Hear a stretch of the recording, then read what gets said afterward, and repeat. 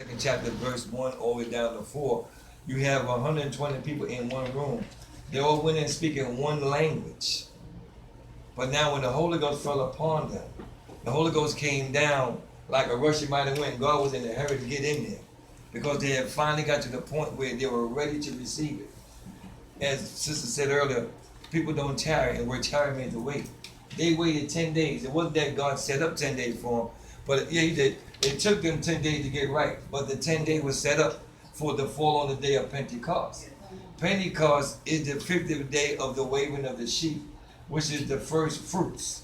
So these people in the upper room on the day of Pentecost were the first fruits.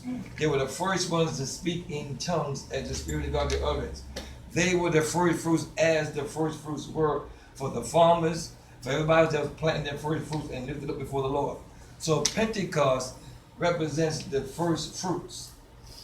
So here it is on the day of Pentecost, when everybody's in one city from all over the world, languages from all over the world are in one city, buying and selling their fruits, their stuff, their wools, their leathers, their suede, whatever they sell.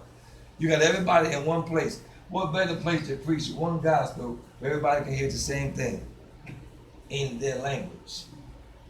So the Lord drops the Holy Ghost on the upper room.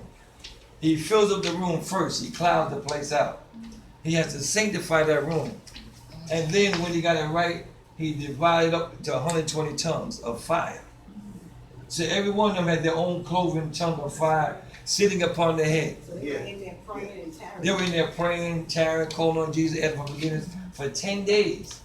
It took them 10 days to get where God needed them to be. But although God had set that up, because remember when he first left them and he ascended to heaven, he says, go into Jerusalem and wait until you're endowed with power.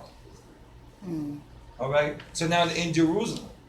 Them and also them that were in the grave way back in Noah's time, all of them are in Jerusalem waiting for the power of the Holy Ghost. Somebody give me Matthew 27, 52, 26, 52, 27, 1 and 2.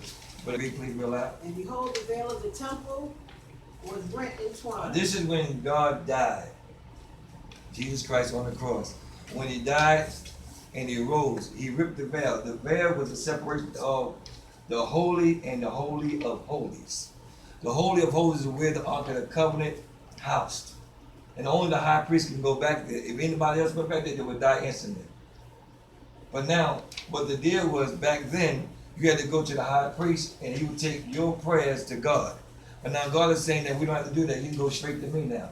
He ripped the veil and twine, which means that we're not going to have it no more. Now go to verse 52. And the graves were open. Okay, the graves. What graves? The graves of who? Read. And many, I'm sorry.